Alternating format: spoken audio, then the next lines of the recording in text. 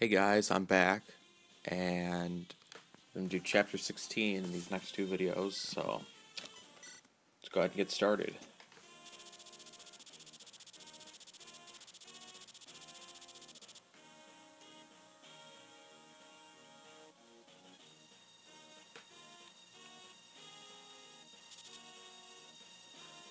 So now we're actually going to enter inside Castle Caelin here, and it'll be a chance to rescue the Marquess, who unfortunately was stabbed by a fetal, but it didn't sound like he was dead yet. It sounded like somebody needed to finish off his body, or finish him off and then hide his body, so we're going to have to go find them.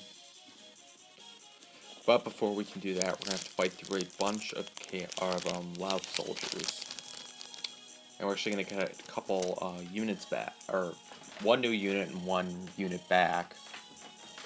And as we'll see in a couple turns, actually, I'm going to be very happy to have that unit back that we're going to get. But the unit we're going to get for the first time, not particularly exciting. So only 11 units for this battle. Make sure you take Matthew. There are some really good items, actually 2 promotion items. 2 of the promotion items in the chests. 4 chests total. There's also a staff and then something else. I think it's like a silver weapon. So definitely bring Matthew so you can get those. You don't have to because you can get chest keys. But it's much easier just to bring Matthew. Unfortunately, because we can only bring 11, it means I'm going to have to leave some people out that I would like to bring. I'm not going to bring Will, then, and I'm not going to bring a Florina. That's what I meant to say. Inside, for chapters that occur inside, like inside a castle, flying units and I think mountain units in general have their mobility weakened. So I'm going to keep Sane because I'm going to want him to kind of take Matthew over to the left side to get those first 2 chests. Something to be watchful of, there are going to be reinforcements about halfway, maybe 2/3 of the way through the battle. They're going to come from the bottom left corner and just go after the tent and then come at you from behind, so watch out for that. I'm going to actually take 1 or 2 units and actually just go and kill them off for some easy experience. And it might actually be Sane, because he'll be down here anyway, because I'm going to have to leave him behind a little bit so that he can help Matthew get the chests.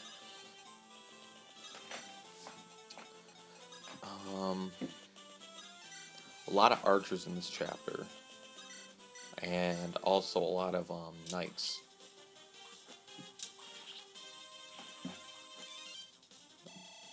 Not a whole lot of like the basic lance-carrying soldiers.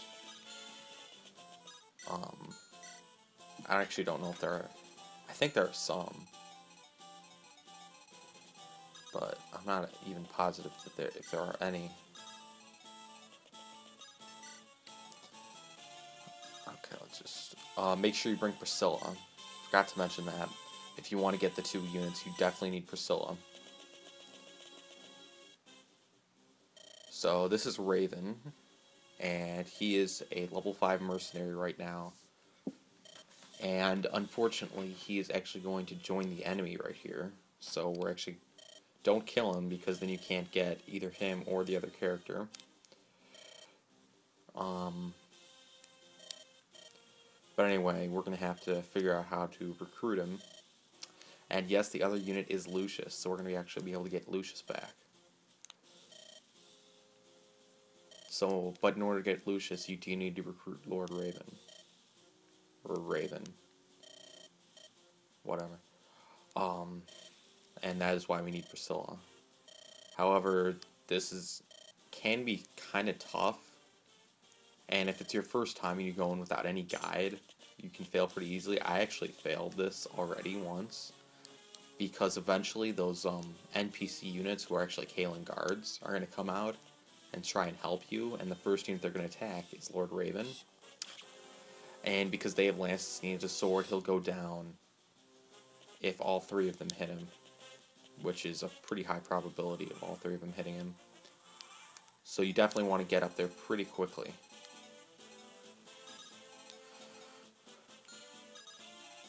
Let's go ahead and can't kill you. So I'll go ahead and use Sane. Just 3 units over here. We got 2 archers, one of them being inside the little enclave with the treasure chests. And there's also a dark magic unit.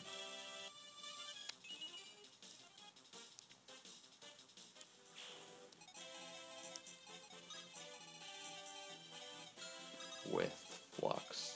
So we're going to want to watch out for him. I'd rather not have him attack Matthew, because I actually don't know how much damage he'd be able to do. He definitely wouldn't be able to double, because Dark Magic is so heavy, and Matthew is so quick, that Matthew would actually double him, but since the Dark Magic unit is actually going to attack, he would obviously go indirectly, so Matthew wouldn't counter at all. But if Matthew were to be able to attack him, he'd be able to double easily. And probably most of my units, maybe not Oswin, or maybe Hector, Dorcas, Barter. So probably not Oswin or any of my axe users, but anybody else, including the mounted units, like Sane, I think they'd be able to double. Let's see. I want to do this quickly because I don't want to fail this again. Because I got right up to Lord Raven and I missed him by 1 turn. He got killed. So you want to kind of power through this early section, which can be a little tricky. I'm trying to think where to put Priscilla though. 'Cause I can let her get attacked once by an archer because the archer would double. And he certainly wouldn't be able to do 16 damage. Even if Priscilla's defense was 0, which it actually might be. I don't know. I haven't really checked. It's probably like 1 or 2. But, oh, he ran away to heal. Okay, Priscilla's fine. You're gonna attack harder.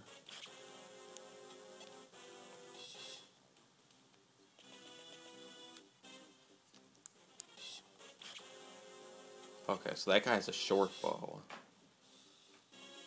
which you want to be a little bit aware of, because that can critical, but still only a 4% chance of critically, not that big of a deal, but just want to be cautious of it.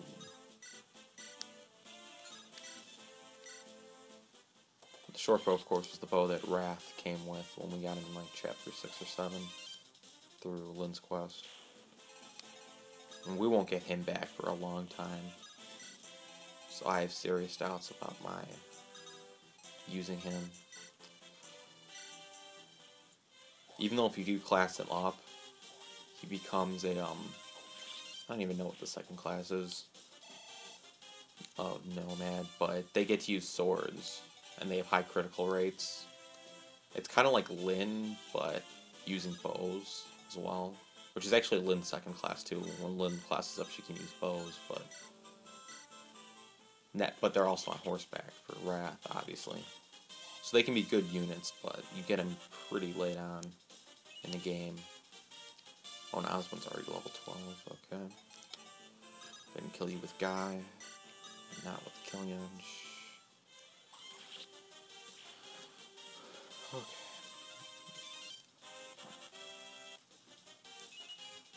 What I tried last time, before I failed, because some of the reinforcements had already showed up down at the bottom, and I just used Hector and Sane to kind of get rid of them, and that worked pretty well.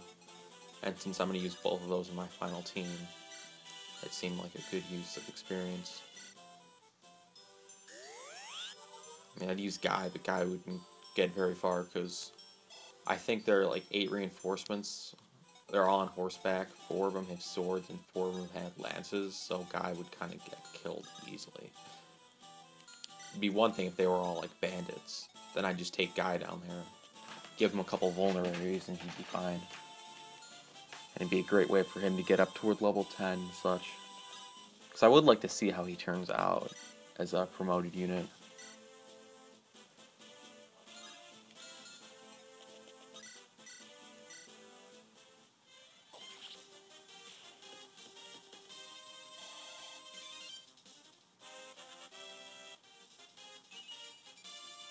Okay, barter's at level 9.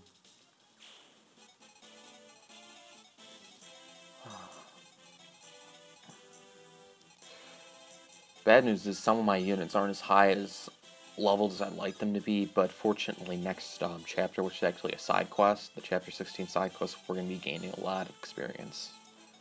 So most of the units that I bring, you only get to bring 9 units, and I'm probably going to bring 2 healers. But of the 7 units I actually use, most of them will gain at certainly 1, maybe 2 levels.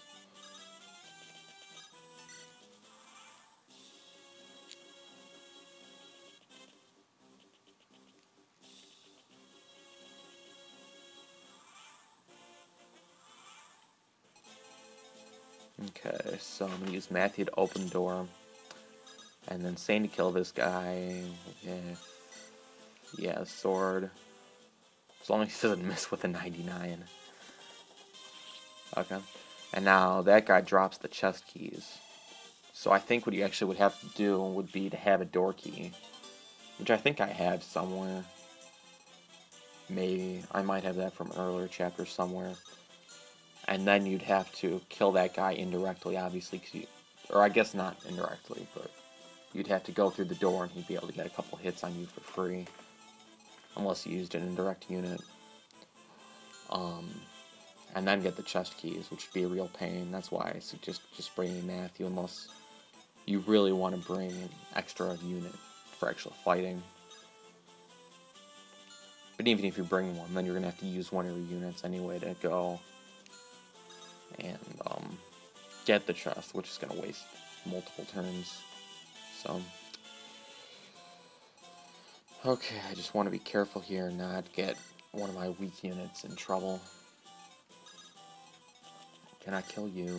No. But I can weaken you and then kill you with Dorcas.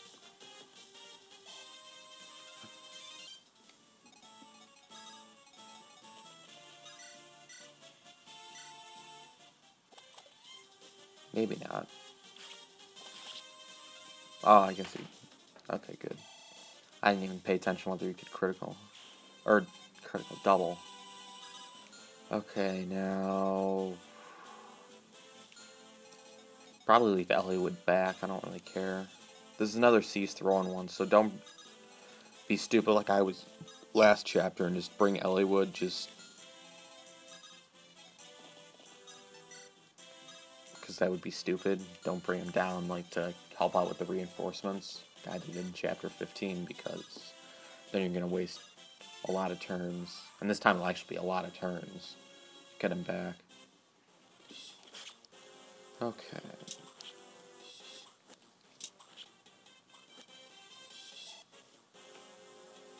Okay, so Eliwood's almost leveled up. And you're gonna weaken that guy. So I might actually be able to kill this knight with guy. Should be nice. Actually, I don't think Guy'd be able to get all the way over there. Never mind. Yeah, and he wouldn't. I don't think he'd be able to do 9 damage even when he doubles.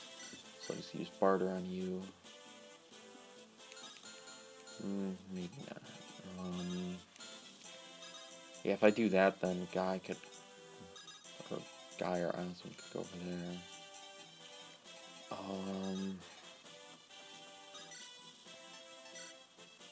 Let's go ahead and kill you.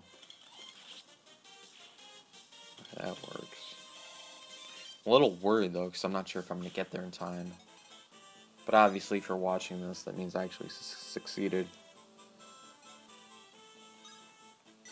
It didn't fail. And if you're wondering about, like, me showing failures, what I'm thinking is, I'm not going to show random failures like this where I didn't get a unit killed, because that would be pointless. I don't think you guys really care to watch Raven die when he's with the enemy.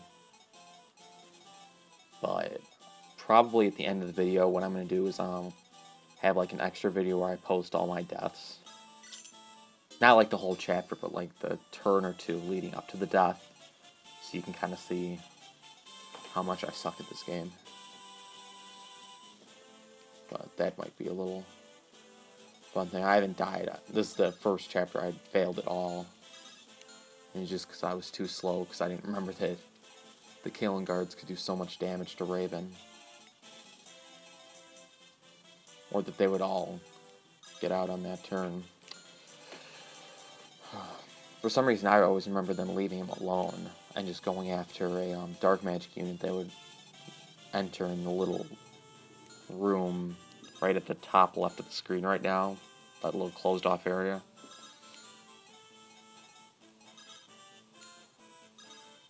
There's a few dark magic units that are there, which is actually good for getting a level or so for Lucius. But I always remember the Caelin guards just going straight for those guys and getting themselves killed. Of course, only one is a javelin, so I just can't remember right. The more of these archers I could kill off right now, the happier I'd be. Should probably take Hector and go down there, because he probably can't help me anymore. For up here, without risking him getting down too late and then Sane being in trouble. I don't think Sane has any vulneraries at all. So I'll leave him there, and the next turn I'll start bringing him down. Because then he'll meet up at about the same time as Sane. And with any luck, I can maybe use him to help Matthew get up. Because if you didn't see, there's more treasure chests up at the top that I'm going to want to get Matthew up toward. Or just like hand off the chest keys, but then I'd still be wasting time, so.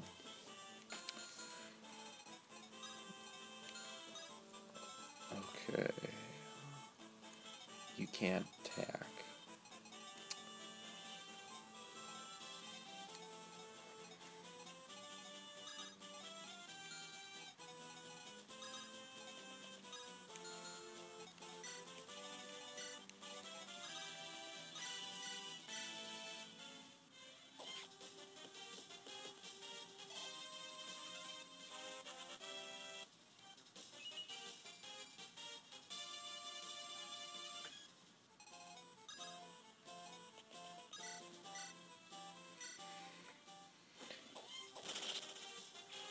And my sound actually seems like it's working in the left channel a little bit better, which is nice. I kind of switched, just made a little subtle adjustment to how I was recording the audio. It seems like that's at least helped. Let's go ahead and heal Dorcas. And then I hope, yeah, you should be able to move back then one space, which is all I need you to move back. Or not. Whatever. But if I put Eliwood right here, then Bristol only gets attacked once, which is fine. And Eliwood, you are at level 11. And now his resistance is past his defense. Which isn't a terrible thing, I mean.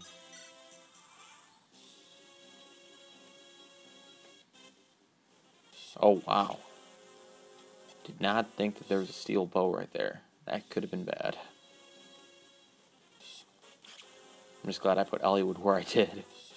And I'm also glad the steel bow didn't attack Eliwood, because that could have been bad. If both of them had attacked Eliwood, I think Eliwood would have died. Okay, well, I'm lucky.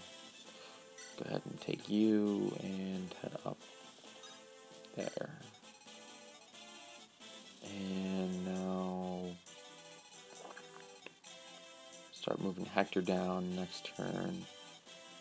I'm thinking I'll go ahead and heal Priscilla with Sarah and then heal Eliwood with Priscilla, so they're both in good shape.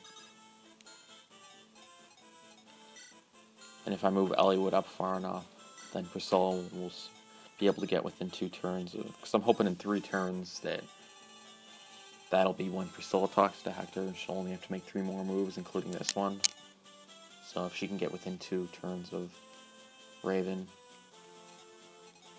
And I'm actually not sure if Raven will attack. assume he would, because he's an enemy unit. Like, if you get in his range, he'll attack you. However, Priscilla, being a mounted unit, even though it's indoors, still has a movement advantage. If that movement advantage is worse at all, maybe it is just for flying units. Or maybe it's only for the newer games. I could have sworn, though, it was for at least the flying units in this game, too. But obviously Priscilla's not a flying unit, so it might just be the flying units. But anyway, Priscilla has a movement difference. You can get right on the square right before Raven's range, and then be able to get to a point where you can talk to Raven.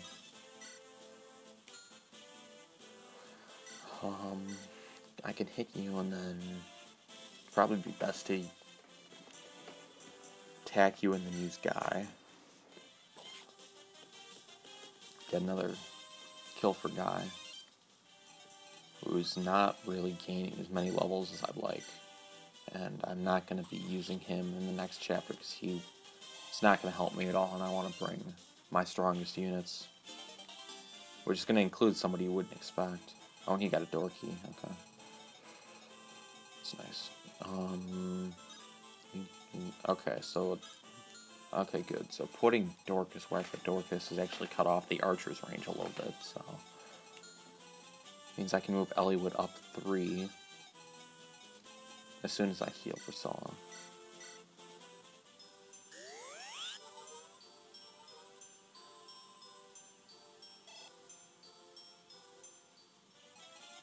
If I move Eliwood up.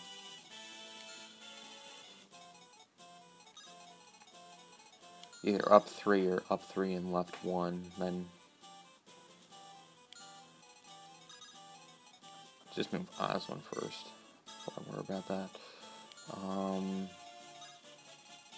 Just want to make sure Priscilla doesn't get attacked again, because I would like to have her at full health just in case Raven does attack, then she might be able to survive. You go there, you go there, heal Eliwood. That won't get him to full health, but it'll get him close enough.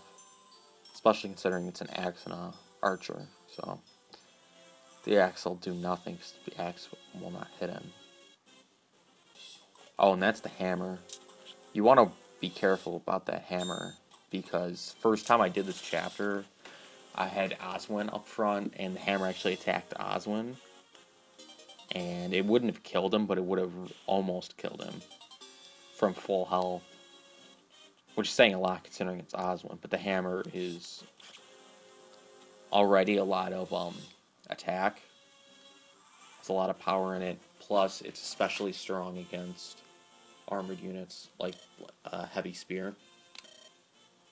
And actually, before I keep talking about the hammer, let's watch this. Because what's going to happen now is the Caelin guards are going to unlock the doors, and they're actually going to give Lucius a vulnerary and a tome. So, fortunately, he's going to come properly equipped.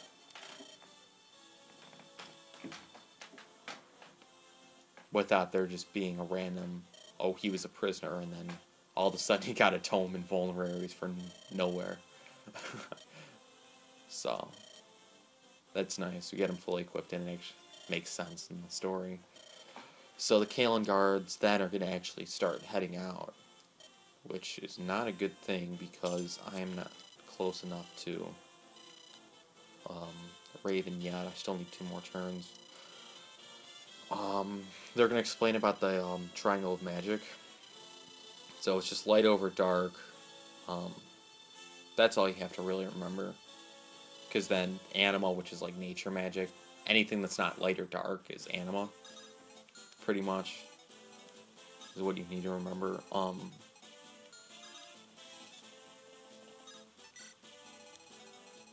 So if you just remember light over dark, then non-dark over light, and then dark over non-light. I don't know, I didn't explain that well, but anyway, just remember light over dark, and then just use common sense and logic to figure out for Anima. Let's see who's at the lowest level. Hector's actually pretty low, considering than he usually is for me. Usually he's my highest level lord, even ahead of Lyn, because he has those, like, 4 chapters plus a side quest to get ahead of Lyn. But right now, he's not. Let's go ahead and put Sane there. And I'll just... You don't have a vulnerary. Oh, crap. Yeah, because Hector has 1 vulnerary, only 1 use of it, and Sane has no vulneraries at all, so... They're just gonna have to survive like that, which probably won't be that bad. I don't think the tent has any either, so they can't go get them from Merlinus. What would be cool would be if you could, like, use the tent as a store, like, in the middle of a battle. Like, I know they do that for Radiant Dawn and Path of Radiance, but you have to do it, make all your purchases before, when you get the caravan. You can buy stuff, like, at the beginning of any chapter. Instead, but in this game you have the armory and the vendor, but you can only do that at certain places in certain chapters. Anyway, let's go ahead and talk to Raven, and yeah, I was surprised the Caelin guards, did not think that they waited a turn before attacking, which is certainly a good thing, because if Raven would have died, I would have had to start over again. Anyway, if you've been listening to the dialogue, well, actually, before I talk about that, Raven is actually Priscilla's brother, who are nobles of a house in Lycia. It's like, I don't even remember what it is, what castle, but they were like nobility from some castle. Oh, Cornwall. Okay. But apparently they were, like, given up as children, so Priscilla was adopted by an Etrurian noble, and then Raymond, who's now Raven, because he changed his name, is now, like, being a mercenary and stuff. And now Priscilla had come back, and that's why she was with Urk, because she was trying to find her family. And now she's actually found her brother, so that's nice. And actually, and I guess this will be, I'll explain this later, I won't explain it right now, but Raven is something against Hector right now. And so, he is something against House Astia in general. I guess not just Hector, but since Hector's part of House Astia and is with our group. Anyway, we got Raven now. I'm not going to use him for any chapter. He's going to get probably no kills with me. Unless he got one random one in this chapter, which I don't even think would be possible.